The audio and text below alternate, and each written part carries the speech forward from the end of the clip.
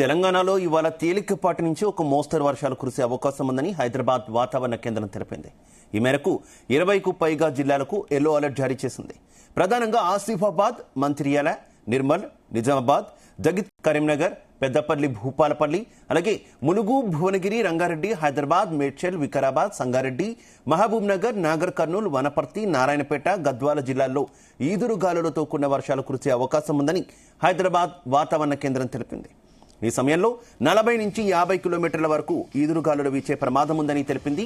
ఉపరితల ఆవర్తనంకు తోడు నైరుతి రుతుపవనాల కారణంగా వానలు కురుస్తాయంటోంది వాతావరణ శాఖ.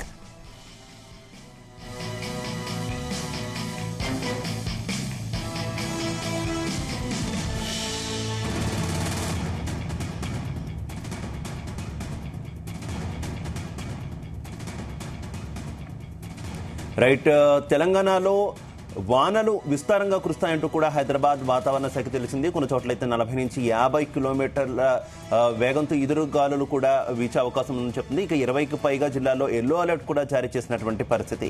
ఇక ఇదే వెదర్ రిపోర్ట్ కి సంబంధించి మరిన్ని అప్డేట్స్ మా కరెస్పాండెంట్ రాజు పటేల్ అందిస్తారు. రాజు పటేల్, వెరీ గుడ్ మార్నింగ్. రాగల 2 రోజుల్లో కూడా విస్తారంగా వర్షాలు పడే అవకాశం ఉందంటూ కూడా వాతావరణ శాఖ తెలిపినట్టు తెలుస్తుంది. అప్డేట్స్ ఏంటి? Very very good morning Shiva. ఒకవైపు బంగాళాఖాతంలో ఏర్పడినటువంటి ద్రోణి ప్రభావము, మరోవైపు నైరుతి ఋతుపవనాల ప్రవేశంతో తెలంగాణలో, ఆంధ్రప్రదేశ్ రాష్ట్రంలో విస్తారంగా వర్షాలు కురిసే అవకాశం ఉంది. ఇప్పటికే గత 4-5 రోజుల నుంచి కూడా అటు ఏపీలో, ఇటు తెలంగాణలో చాలా జిల్లాల్లో కూడా భారీగా వర్షపాతం నమోదవుతుంది.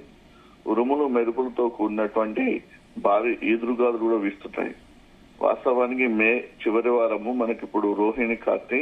ఈ సమయంలో ఎండలు ఉండాలి అంటే ఒక సామెత ఉంది. రోహిణిలో వచ్చేటువంటి ఎండలకు రోళ్ళైనా పగిలిపోతాయి అనేటువంటి ఒక సామెత ఉంటుంది. కానీ రోహిణి కార్తీలో ఇప్పుడు మనకి ఎక్కువగా ఎండలు ఉండటం లేదు. బాగా ఉండాల్సినటువంటి ఎండలకు బదులు నైరుతి ఋతుపవనాలు ముందే రావడంతో మన తెలుగు రాష్ట్రాల్లో భారీ వర్షాలు కురుస్తుంటాయి. వాతావరణము చాలా చల్లగా ఉంటుంది, మేఘావృతమై ఉంటుంది. దాదాపు డే అంతా కూడా ఒకే రకమైనటువంటి చల్లని వాతావరణం ఉంటుంది. సాధారణ ఉష్ణోగ్రత కంటే 4 నుంచి 5 డిగ్రీల ఉష్ణోగ్రత తక్కువగానే ఉంటుందని చెప్పవచ్చు. మార్నింగ్ నుంచి సాయంత్రం వరకు కాస్త చల్లగా ఉన్నటువంటి వాతావరణం ఒకటేసారి ఈవినింగ్ అయిపోయేసరికి భారీగా ఎదురుగాలు వీస్తున్నాయి. ఉరుములు మెరుపులతో కూడినటువంటి పిడుగులు కూడా పడుతున్నాయి. భారీగా వృక్షాలు కూడా నెలకొరుగుతున్నాయి. సో అటు ఏపీ, తెలంగాణలో వాయువ్య బంగాళాఖాతంలో ఏర్పడినటువంటి వాయుగుండము తీవ్ర వాయుగుండంగా బలపడింది. దీంతో ఇటు బంగ్లాదేశ్, పశ్చిమ బెంగాల్ మధ్య తీరం దాటింది. ఇది రానున్న 12 గంటల్లో మరింత బలహీన పడుతుందని కూడా వాతావరణ శాఖ తెలిపింది. దీంతో అటు కోస్తాంధ్ర, రాయలసీమలోని పలు చోట్ల పిడుగులు, ఉరుముతో కూడినటువంటి వర్షాలు కురుస్తున్నాయి. సముద్రం కూడా చాలా అల్లకల్లోలంగా మారినందున ఏపీలోని కోస్తా ప్రాంతంలోని మత్స్యకారులు ఎవరు కూడా చేపల వేటకు వెళ్లరాదని కూడా ఏపీ ప్రభుత్వం హెచ్చరించిందంటే రాబోయే రోజుల్లో భారీగా వర్షాలు ఏ విధంగా ఉన్నాయి, వాతావరణ ప్రభావం, ఋతుపవనాల ప్రభావము, వాయుగుండం ప్రభావం ఏ విధంగా ఉందో అర్థం చేసుకోవచ్చు. వాయుగుండము, నైరుతి ఋతుపవనాలతోటి ముఖ్యంగా ఏపీ రాష్ట్రంలో 20 జిల్లాల్లో వర్షాలు కురుస్తాయని కూడా వాతావరణ శాఖ తెలిపింది. కోస్తాంధ్రలోని శ్రీకాకుళం నుంచి నెల్లూరు జిల్లా వరకు, రాయలసీమలో నంద్యాల, వైఎస్ఆర్ కడప, తిరుపతి జిల్లాలో తేలికపాటి నుంచి ఓ మోస్తారు వర్షాలు కురిసే అవకాశం ఉంది. అలానే మిగతా జిల్లాలో కూడా ఒక తేలికపాటి వర్షాలు ఉన్నాయి.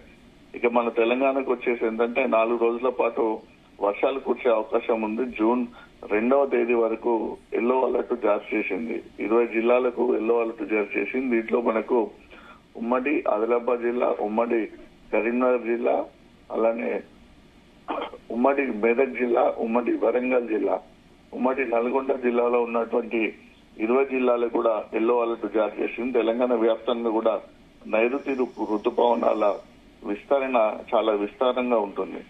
నిన్న కొత్తగూడెం జిల్లాలో చాలా ప్రాంతాల్లో కూడా భారీ వర్షాలు కురిశాయి. ముఖ్యంగా మహబూబాద్, సిరిసిల్ల, ఆదిలాబాద్, కొత్తగూడెం, జగిత్యాల, జనగాం, కామారెడ్డి, ఖమ్మం, నిర్మల్ జిల్లాలో అక్కడక్కడ వర్షాలు కురిశాయి. హైదరాబాద్ సిటీలో కూడా సాయంత్రం కురిసినటువంటి వర్షాలకు కొన్ని ప్రధాన రహదారులపై కూడా రోడ్లు వచ్చింది. అయితే మే ఇప్పుడు మనకు లాస్ట్ వీక్ ఇది మే, ఇంకో 2 రోజులతో దాదాపు అయిపోతుంది రోహిణి కార్తీక్. సో ఈ టైంలో ఉండాల్సినటువంటి ఎండలు ఉండడం లేదు. దీంతో ఒక రకంగా ప్లస్ పాయింట్ అని చెప్పవచ్చు వ్యవసాయ రంగానికి మాత్రము.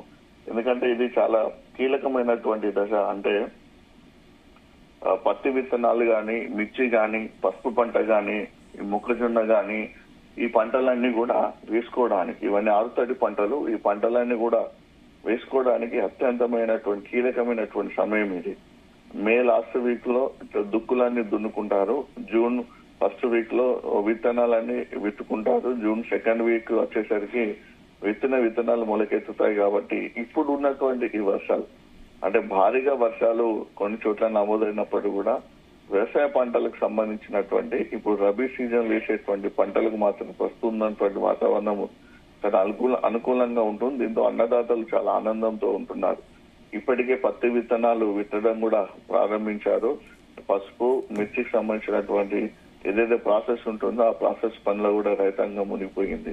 సో అంటే ఇప్పుడు ఆల్రెడీ మనకు ఖరీఫ్ సీజన్ అయిపోయింది. ఇంకా కొన్ని చోట్ల కూడా ఖరీఫ్ సంబంధించినటువంటి వరి ధాన్యం కొనుగోలు కూడా కాలేదు. సో దీంతో పడుతున్నటువంటి వర్షాలకు వరి ధాన్యం తడిసిపోతుంది. తడిసిన వరి ధాన్యాన్ని కొనుగోలు చేయడంలోని రైతులు రోడ్లకి ఆందోళన చేస్తున్నారు. సో నిన్న నిర్మల్లో ఏకంగా ఒక రైతు వరి ధాన్యం బస్తాను తీసుకెళ్లి కలెక్టరేట్ ముందే ఆందోళన చేయడం జరిగింది. మొన్నటి మహబూబాద్ జిల్లా అలాగే రాజు పటేల్ ఒక పక్క వర్షాలు ముందుగానే పడుతున్నాయని కొంత సంతోషిస్తున్నప్పటికీ మరో పక్క కొంత ఎక్కువగా వర్షపాతం నమోదు కావచ్చు, ఇది వరదలకు కూడా కొన్ని ప్రాంతాల్లో దారి తీయచ్చు అంటూ కూడా హెచ్చరికలు ఉన్నాయి కదా. ఏంటి వరదలు గనక వస్తే ఏ రకంగా ప్రభుత్వ యంత్రాంగం సన్నద్ధం అవుతాం? శివ, ఇప్పుడు వర్షాకాలం వచ్చేసరికి ఏంటంటే మనకు already CM Revanth Reddy review కూడా నిర్వహించడం జరిగింది. గత వారం రోజుల క్రితము సిఎస్ రామకృష్ణారావు కూడా ఆదేశాలు జారీ చేయడం జరిగింది. సో సెక్రటరియట్ నుంచి సిఎస్ రామకృష్ణారావు నుంచి జిల్లా కలెక్టరేట్ కూడా ఆదేశాలు జారీ చేయండి. ముఖ్యంగా ఇప్పుడు వర్షాకాలం వచ్చేసి ప్రతి జిల్లాలో యావరేజ్ వర్షపాతం అంటే ఈ సీజన్ లో జూన్ 1 నుంచి జూన్ 10 వరకు ఎంత యావరేజ్ వర్షపాతం పడుతుంది, గతంలో ఎంత పడ్డది, ఇప్పుడు ఎంత పడే అవకాశం ఉందని కూడా వాతావరణ శాఖ నుంచి రిపోర్ట్స్ తీసుకున్నటువంటి అధికారి యంత్రం కోఆర్డినేషన్ టీం ఏర్పాటు చేసుకుంటుంది. రెవెన్యూ శాఖ, పోలీస్ శాఖ, ఫైర్ డిపార్ట్మెంట్, అంటే గ్రామాలకు వచ్చేసి ఏంటంటే పంచాయతీరాజ్ శాఖ ఉంటుంది. ఇక మన మున్సిపాలిటీలకు, కార్పొరేషన్లకు వచ్చేసి మనకు మున్సిపల్ శాఖ ఉంటుంది. సో ఈ 4 టీంలు మెయిన్ గా ఉంటాయి. వీరి ఆధ్వర్యంలో ప్రాజెక్టులు ఉన్న చోట, భారీ ప్రాజెక్టులు ఉన్న చోట ఇరిగేషన్ డిపార్ట్మెంట్ సంబంధించినటువంటి అధికారుల సమన్వయం ఉంటుంది. సో వీరందరూ కలిసి ఎక్కడెక్కడ మనకు లోతట్టు ప్రాంతాలు ఉన్నాయి, గతంలో ఎంత వర్షపాతం నమోదైంది, ఇప్పుడు ఎంత వర్షపాతం నమోదైంది, సో ఆ ప్రాంతాల ప్రజలను ఎలా అలర్ట్ చేయాలి, అటు విలేజ్ గానీ ఇటు సిటీస్ గానీ అనేటువంటి ఒక ప్లాన్, గతంలో ఉన్నటువంటి లెక్కలను సమీకరణలు ఆధారంగా చేసుకొని దానికి సంబంధించినటువంటి సహాయక చర్యల కోసం కూడా ఆల్రెడీ సిద్ధమై ఉన్నారు. ముఖ్యంగా సింగరేణి ప్రాంతాలను అయితే సింగరేణి రెస్క్యూ టీం కూడా అలర్ట్ గా ఉంచుకుంటున్నారు. ఇంకా వేరే ప్రాంతాలను అయితే ఎన్డీఆర్ఎఫ్ టీంలను కానీ ఎస్డీఆర్ఎఫ్ టీంలను కూడా అందుబాటులో ఉంచుకుంటున్నారు ప్రతి జిల్లాలో కూడా. పూర్తి స్థాయిలో వర్షాకాలంలో కనుక భారీ వర్షాలు పడితే ఎలా అప్రమత్తంగా ఉండాలి, సహాయక చర్యలు ఏ విధంగా చేయాలి, దానికి సంబంధించినటువంటి బడ్జెట్ ను కూడా ఏ విధంగా మనం కేటాయించుకోవాలనే దానిపై కూడా స్పష్టంగా ఒక విధి విధానాలతోటి అధికార యంత్రాంగం సిద్ధంగా ఉంది శివ.